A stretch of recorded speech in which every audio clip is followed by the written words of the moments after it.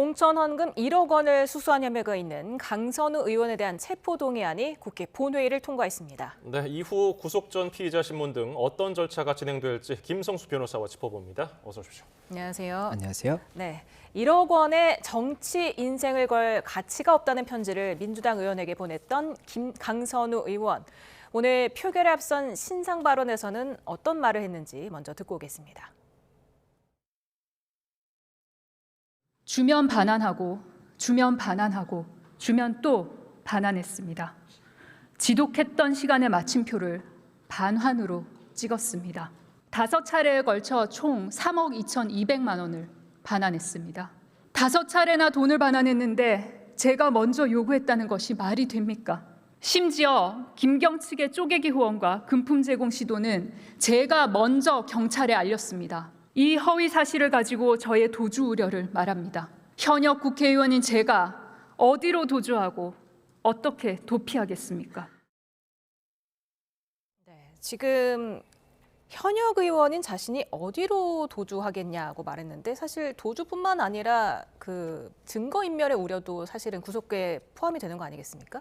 네, 맞습니다. 오늘 이제 열렸던 국회 본회의에서 열렸던 이 절차 자체는 체포동의안에 대해서 이제 표결을 한 겁니다. 그리고 이 체포동의안이 이 구속영장이 지금 청구가 됐지 않습니까? 청구가 됐기 때문에 이 검찰에서 이 부분 국회의원의 불체포 특권과 관련해서 체포를 동의를 해달라라는 안을 낸 겁니다.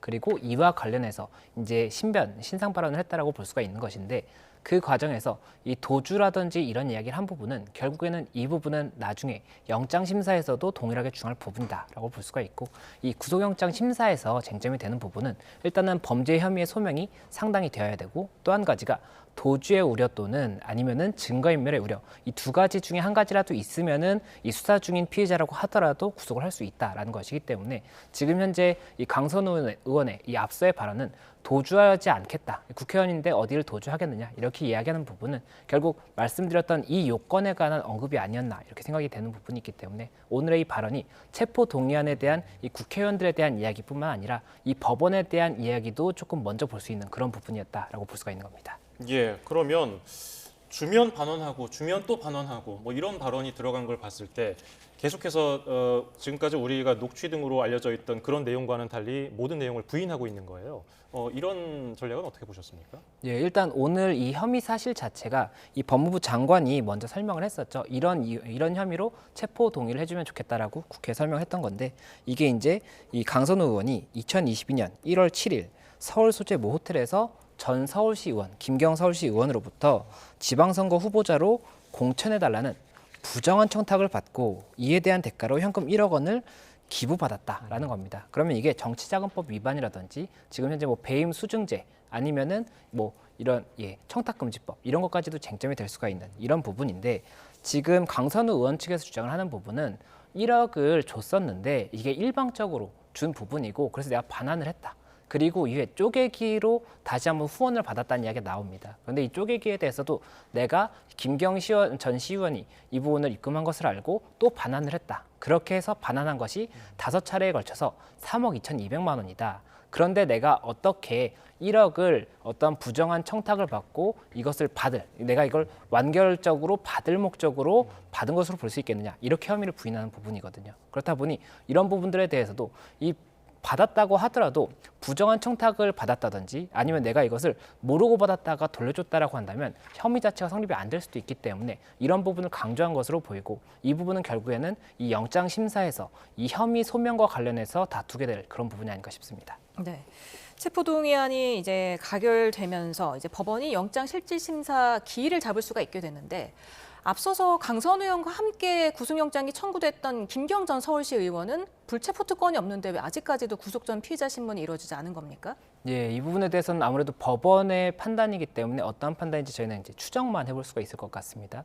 그런데 이 개인적으로 생각을 해봤을 때는 이 아무래도 체포동의안이 일단 이 가결 여부가 결정이 돼야 되는 그런 상황에서 만약에 김경 전 시의원에 대해서 뭐 혐의가 상당히 소명된다라고 인정된다든지 이런 사실관계에 대한 부분이 있다라고 한다면 체포동의안에 영향을 미칠 수 있는 그런 부분을 우려한 것이 아닌가 하는 것이 하나가 있고요. 또 한 가지가 지금 현재 김경 전 시의원 그리고 강선우 의원 같은 경우에는 이 배임 수증제와 관련해서는 결국에는 공범이라고 볼 수가 있거든요. 그러면 이 공범에 대해서 사실관계를 밝히기 위해서는 영장심사에서는 수사기관이 가지고 있는 증거들이 어떤 것이 있는지가 현출이 될 가능성이 있는데 이것 자체에 대해서도 아무래도 이 두 피의자가 있다라고 한다면 같이 기일 진행하는 것을 조금 검토하는 것이 아닌가 이렇게 추측을 하고 있습니다. 예, 그러면 그 영장 실질심사 기일은 언제쯤으로 예상이 됩니까? 예, 일단 이번 결정 전에 권성동 의원 그리고 추경호 의원에 대해서도 동의안이 체포동의안이 가결이 됐었습니다. 그리고 이 동의안이 가결된 지 5일 만에 기일이 잡혔었거든요. 그렇다 보니 이와 유사하게 5일 정도 기간 내에 이 부분 잡히지 않을까 생각이 되고 이것을 5일이라고 생각을 한다면 결국에는 다음 주로 넘어갈 가능성도 높다 이렇게 보입니다. 그러면 강선우 의원과 김경전 서울시 의원에 대해서 구속영장이 발부될 가능성은 얼마나 높다고 보시는지요? 예, 이 부분은 앞서 설명드렸던 것처럼 영장이 발부된다는 것 자체가 지금 아직 수사 단계지 않습니까? 형이 확정이 된 것이 아닌데도 구속을 하는 이유는 이 범죄 혐의가 이 법원에서 봤을 때도 상당히 소명이 되는 부분이 있어야 되는 것이고 그리고 이 부분 아직 형이 확정되지 않았음에도 특별히 구속을 할 만큼 증거인멸의 우려라든지 도주의 우려가 있다는 것이 어느 정도는 법원에 설득이 돼야 되는 부분이 있습니다. 그렇다 보니 이런 부분들에 대해서 쟁점이 된다라고 볼 수가 있고 지금 이 김경 전 시의원 그리고 강선우 의원이 이 혐의에 대해서 진술하는 부분이 굉장히 방향이 다릅니다. 이 사실관계에 대해서도 각각 주장하는 부분이 다르고 그리고 이 관련 보좌관이라든지 입금 내역 이런 것들도 굉장히 여러 가지 증거들이 있기 때문에 만약에 법원에서 봤을 때 이 한쪽이 주장하는 사실관계가 더 심핑할 수 있다라고 한다면 그 반대되는 사람에 대해서 증거인멸이나 도주 우려가 높다라고 판단할 수도 있는 것이고 그리고 또 다른 사실관계들이 나타날 수도 있는 것이기 때문에 그런 부분들이 법원에서 어떻게 현출되느냐가 중요하지 않나 생각이 듭니다. 예, 김병기 의원 경찰 조사도 오는 금 이틀 예정돼 있는데 오늘 강선호 의원 사례처럼 국회에서 체포동의안이 표결에 붙여진다면 가결될 가능성이 있을까요? 이 체포동의안 같은 경우에는 앞서 말씀드렸던 것처럼 이 국회의원의 불체포 특권과 관련된 부분이고 이 체포동의안 가결을 위해서는 이 제적원 과반수가 출석을 하고 출석원 과반수가 찬성을 하는 경우에 이 부분 가결이 되는 겁니다. 그렇기 때문에 법적인 부분이라기보다는 이 정치적인 부분 이런 부분을 예상을 해야 되는 부분인 것 같습니다. 그리고 이 부분에 대해서 아직까지는 지금 수사 단계이고 처음으로 일단 소환 조사가 이뤄진다고 볼 수가 있거든요. 그렇다 보니 소환 조사를 한 다음에 이 경찰에서도 검찰에서도 이 영장의 신청이라든지 청구를 검토할 것이기 때문에 아직까지는 이 체포동의안까지 갈지에 대해서는 이 시기를 조금 한다고 하더라도 시기를 봐야 되는 것이고 그리고 이 영장 청구를 하지 않고도 사건을 진행할 수도 있기 때문에 여러 가지 가능성이 있는 상황이고 다만 지금 현재 13가지 혐의나 있고 2달이나 수사를 한 다음에 지금 굉장히 이례적으로 26일, 27일 이 연속으로 피의자 신문기일을 잡았다는 이 소식이 들리고 있는데 이것 자체가 굉장히 질문할 것이 많다는 겁니다. 연속으로 잡았다는 것 자체가. 그래서 그런 부분들을 봤을 때는 수사기관에서는 굉장히 여러 가지 혐의에 대해서 일단 검토를 하고 필요하다면 영장을 청구할 가능성이 높지 않을까 이렇게는 보고 있습니다. 네, 강선우 의원, 김병기 의원 계속해서 지켜봐야 될 대목이고요. 오늘 새벽에 안타까운 사고가 있었습니다. 서울 대치동 음마아파트에서 불이 나서 세 모녀 가운데 큰딸이 숨지고 어머니는 화상을 입고 또 여동생은 지금 연기를 마셔서 병원으로 옮겨졌는데 이들이 지금 한 이사를 온 지 일주일 정도밖에 되지 않았다고 하죠?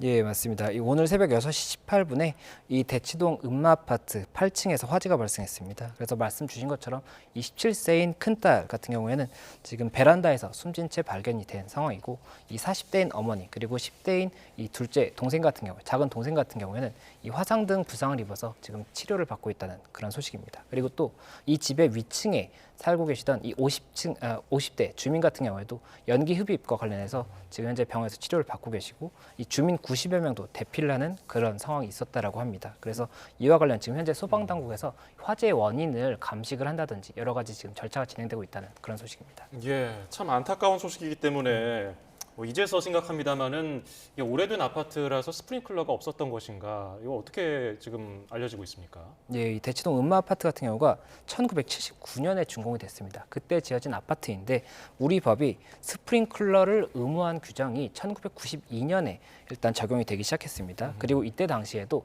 전체가 다 되는 것이 아니라 16층 이상인 경우만 의무화가 됐었거든요. 그리고 최근에 2018년에 이제 6층 이상으로 변경이 된 그런 상황인데 그렇다 보니 스프링클러가 없어서 이렇게 피해가 더 커진 것이 아닌가 이런 이야기도 나오는 부분이 있고 또 한 가지가 굉장히 이제 아파트가 오래되다 보니까 주차 공간이 부족한 상황이고 이중 주차라든지 이런 것들 때문에 소방차 진입도 늦어졌다 이런 이야기도 나오다 보니까 더 안타까움을 자아내고 있는 그런 소식입니다. 지금 음마 아파트가 우여곡절 끝에 지난해 9월에 정비 계획안이 확정이 돼서 2030년에 49층 5,893세대 대단지로 재건축을 앞두고 있는 상황인데 이번 화재 원인 규명에 따라서 이게 시기가 바뀔 수도 있는 겁니까? 일단 재건축과 관련해서 이번 화재가 직접적인 원인 이 관여가 된다든지 이러기는 어렵지 않을까 싶습니다. 이 재건축 자체는 결국에는 이 재건축 관련 법을 통해서 진행이 되는 것이고 지금 현재 정비계획안이 통과가 된 상황이기 때문에 아직까지도 사업 시행 인가라든지 관리 처분 인가 굉장히 조금 지나가야 되는 단계가 많습니다. 그리고 그 과정에서 이 주민들 간의 합의가 돼야 되는 그런 부분도 있기 때문에 이번 화재가 어떠한 달라지는 부분의 가능성에 직접적인 연관이 되기는 어렵지 않을까 이렇게 생각하고 있습니다. 예, 다음 주제도 살펴보겠습니다. 고객이 맡긴 금 3천여 돈, 엄청난 양인데요. 이걸 훔쳐서 달아났던 금은방 주인의 지인이 구속이 됐는데 피해 규모는 지금까지 어떻게 알려졌습니까? 네, 현재 지금 지난 12일에 이 부분 잠적을 했던 겁니다. 세공을 맡긴다고 했던 금제품 그리고 이 금괴를 사겠다고 해서 보냈던 돈 이런 부분을 다 이제 해서 잠적을 했던 것인데 그 피해 금액이 지금 현재 30억 원 정도로 추정이 된다라는 이야기가 있었고 그리고 잠적했다는 소식이 있은 이후에 나도 거기에 금을 맡겼다라는 사람들이 계속해서 나타나고 있기 때문에 피해 규모가 더 커질 수 있다는 그런 소식입니다. 네. 지금 피의자가 YTN의 단독 보도 이후에 경찰에 자진 출석을 한 것으로 알려졌습니다. 왜 제발로 경찰을 찾았을까요? 네, 아무래도 여러 가지 가능성을 일단 두고 봐야 될 것 같습니다. 지금 가장 중요한 부분은 피해 품목들이 있지 않습니까? 이 피해 품목들을 찾을 수 있는 상황이냐 아니면 이것은 없어진 상황이냐 이것이 굉장히 중요하지 않을까 생각이 되고 지금 현재 이 자진 출석을 한 이후에 구속이 된 상황입니다. 이 증거인멸이라든지 도주 우려가 있다라고 해서 구속이 된 상황인데 그렇다라고 한다면 일단은 어떠한 경위로 이런 범죄가 발생한 것인지에 대해서 휴대폰 포렌식이라든지 여러 부분들을 통해서 우선 수사기관이 확인을 해야 되는 부분이고 만약이라도 지금 현재 이 피해 품목들이 없는 상황이라고 한다면 이 피해 품목들을 어떻게 찾을 수 있을 것인지에 대해서도 수사기관이 여러 가지 고심을 하지 않을까 생각이 됩니다. 어떤 죄가 적용될 것으로 보입니까? 네, 일단 두 가지가 검토가 될 것 같습니다. 이 사기죄 그리고 횡령죄가 가장 대표적인 부분일 것으로 보이는데 이 사기죄 같은 경우에는 타인을 기망해서 어떤 이득을 얻는 본인 또는 제3자가 이득을 얻는 그런 경우를 볼 수가 있는데 지금 세공을 해준다고 이야기했지만 사실은 해줄 의사가 없었다라고 한다면 사기가 될 수가 있습니다. 그리고 또 횡령죄 같은 경우에는 이 타인의 어떤 임무와 관련해서 위탁받은 물건을 횡령하는 경우에 횡령죄가 성립이 된다고 볼 수가 있는데 지금 이 물건들을 위탁받았다고 볼 수가 있지 않습니까? 어떤 관리 관계에 의해서 위탁을 받았다라고 한다면 이때는 횡령도 될 수가 있기 때문에 이 두 가지가 검토가 될 것으로 보이고 지금 현재 피해 금액이 높다라는 이야기가 나오고 있는데 이게 그렇다라고 한다면 이 특별법에 의해서 가중처벌도 검토가 될 수는 있을 것이거든요. 그렇다 보니 그런 부분까지도 일단은 여러 가지 검토하지 않을까 생각이 됩니다. 예, 오늘 말씀 여기까지 됐죠. 김성수 변호사였습니다. 고맙습니다. 감사합니다. 고맙습니다.